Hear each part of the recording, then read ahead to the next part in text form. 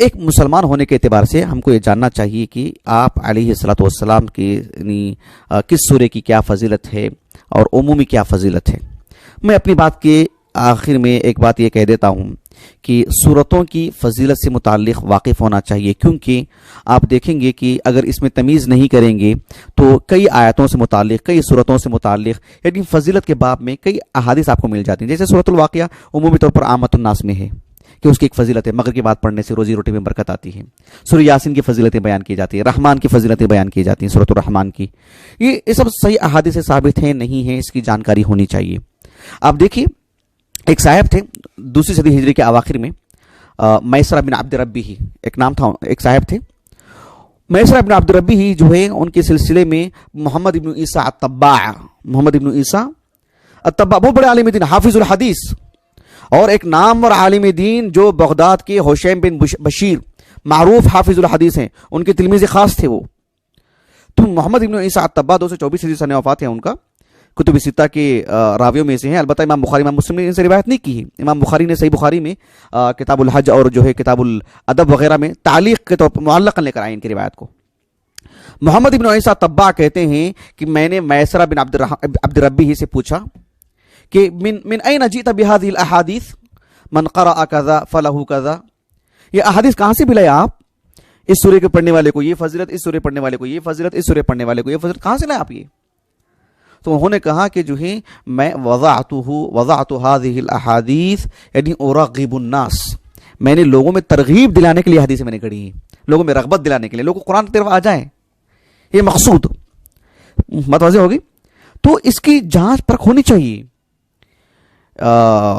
میزان الاعتدال میں ان کے تعلق سے لکھا ہے ابن حجر نے، یعنی امام ذہبی رحمہ اللہ نے، کتاب المجروحین من المحدثین میں ابن حبان رحمہ اللہ نے بھی لکھا ہے کہ یہ وہ شخص ہیں، ان کی ترجمہ حیات میں لکھا ہے، یہ وہ شخص ہیں جو احادیث گھڑنے میں معروف ہیں، بالخصوص فضائل کے باب میں قرآن مجید کی۔ ایک اور نام ہے بہت مشہور، نوح ابن ابی مریم، آپ نے سنا ہوگا، نوح ابن ابی مریم، ابو عصمہ کنیت تھی ان کی، 170 پر 3 ہجری سے وفات ان کا،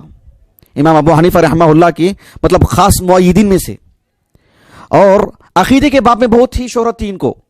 امام احمد بن حنبل جیسے رحمہ اللہ نے کہا، جو کتاب الجرح والتعدیل ابن ابی حاتم الرازی کی اس میں ہے، ان کے ترجمہ حیات میں، کہ نعیم ابن حماد المروزی جو جہمیہ کے رد میں بہت درد تھا ان کو، کتاب الفتن ان کی کتاب ہے ہمارے پاس، کہا کہ ان کو رد کرنے کا سکھایا انہوں نے، نوح ابن ابی مریم نے۔ لیکن اگر بات اس کی کریں حدیث وضع کرنے میں، یہ اس کا جو ہے ارتکاب کیا تھا انہوں نے، حتیٰ کہ ایک عالم دین امام حاکم رحمہ اللہ کی کتاب المدخل الی معرفتی الاکلیل، اس میں جو اصول حدیث سے متعلق کتاب ہے، اور انہوں نے جرح و تعدیل کے بھی کئی اصول بتلائے ہیں، اس میں لکھا کہ کون کون قرآن مجید کے فضائل سے متعلق حدیثیں گھڑی، اس میں ان کا نام لکھا، نوح ابن ابی مریم کا۔ ابو عمارہ المروزی ایک صاحب ہیں، وہ کہتے ہیں کہ ان سے پوچھا گیا ابو عصمہ سے کہ من این لک هذه الاحاديث عن عکرمہ عن ابن عباس من قرأ سورة فله كذا كذا،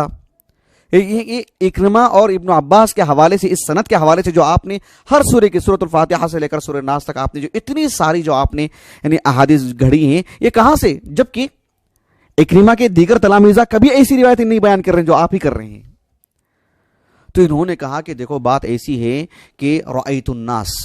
قد اعرضوا عن القرآن واشتغلوا بفقہ ابی حنیفہ ومغازی محمد بن اسحاق،